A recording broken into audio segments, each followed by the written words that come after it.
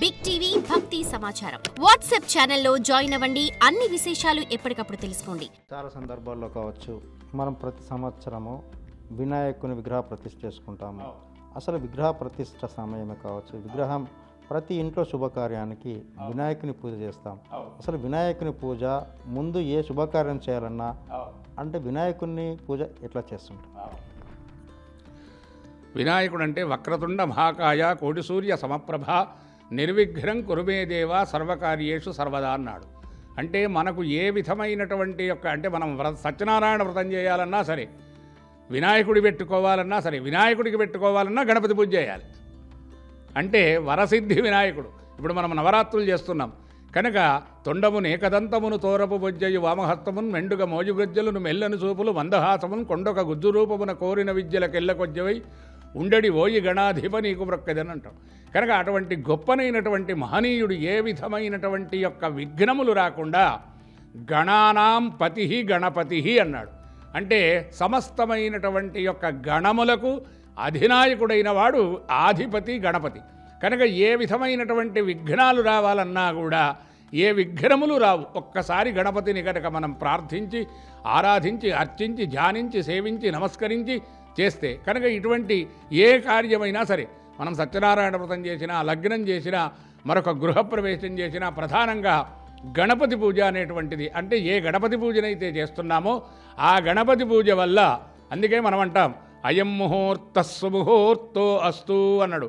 అంటే దుర్ముహూర్తమైనా కూడా గణపతి యొక్క అనుగ్రహం వల్ల ఆ దుర్ముహూర్తం సుముహూర్తంగా మార్చగలిగినటువంటి శక్తివంతుడు అది సిద్ధి బుద్ధి సహిత ఆ వినాయక స్వామి. అందుకని మనం గణపతిని ఆరాధిస్తుంటాం ప్రతి సందర్భాలలో.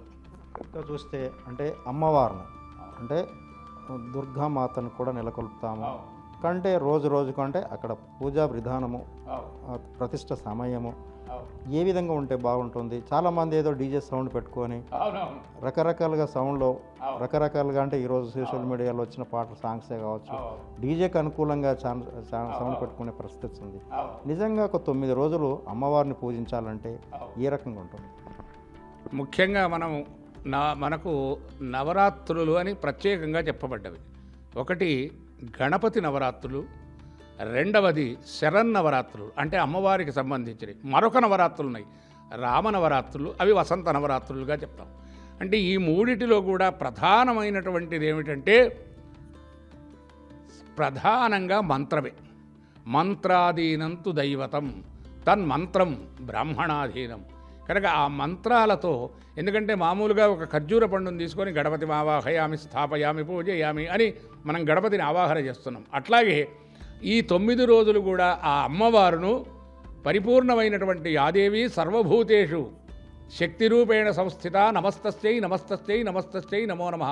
సమస్తమైనటువంటి ఈ యొక్క ప్రకృతికి చైతన్యం రూపు చేయగలిగినటువంటి ఏదైతే ఉన్నతమైనటువంటి యొక్క చైతన్య స్వరూపమైన శక్తి ఉందో అది అమ్మవారుగా చెప్పబడ్డరు. బాలా త్రిపుర సుందరిగా, లలితా త్రిపుర సుందరిగా, మహాకాళిగా, మహాలక్ష్మిగా, మహాసరస్వతిగా అనేకమైనటువంటి యొక్క 9 విధ రూపాలుగా చెప్పబడ్డప్పుడు ప్రతి ఏ వ్రతం చేసినా కూడా అది గణపతి నవరాత్రులైనా లేక అమ్మవారు నవరాత్రులైనా లేకుంటే శ్రీరామ వసంత నవరాత్రులైనా కూడా భక్తి శ్రద్ధ సమన్విత, భక్తి శ్రద్ధ పవిత్రత పరిశుభ్రత శుచి శుభ్రత ఇవి ప్రధానంగా ఉండాలి.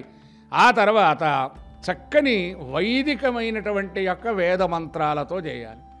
ఆ తర్వాత ఏదైనా సరే వేద మంత్రాలు అంటే ఏ విధంగా వేదం వచ్చిన వాళ్ళు ఉండాలి, పంతులు పూజ విధి విధానాలు కావచ్చు, ఎంతసేపు చేస్తే బాగుంటుంది? అయితే ఈ పూజలో లఘు పూజ అని ఒకటి.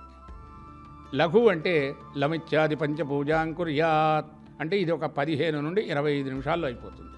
తర్వాత షోడశ ఉపచార పూజ. అందుకే అన్నమయ్య అంటాడు షోడశ కళానిధికి షోడశోపచారములు. అటువంటి షోడశ ఉపచార పూజ. ఆ తర్వాత శంభోర్మూర్తిశ్చరతి భువనే శంకరాచార్య రూపాన్ని ఆదిశంకరుల వారు 64 శ్లోకాలతో చతుషష్ఠి పూజ, చతుషష్ఠి ఉపచార పూజ అని దాన్ని మనం దేవి మానస పూజగా చేస్తాం. ఆ పూజ చేయటం, తర్వాత లక్ష్మీ సూక్త పారాయణం, తర్వాత అమ్మవారికి అష్టోత్తరం చేయొచ్చు, సహస్రనామాదులు చేయొచ్చు.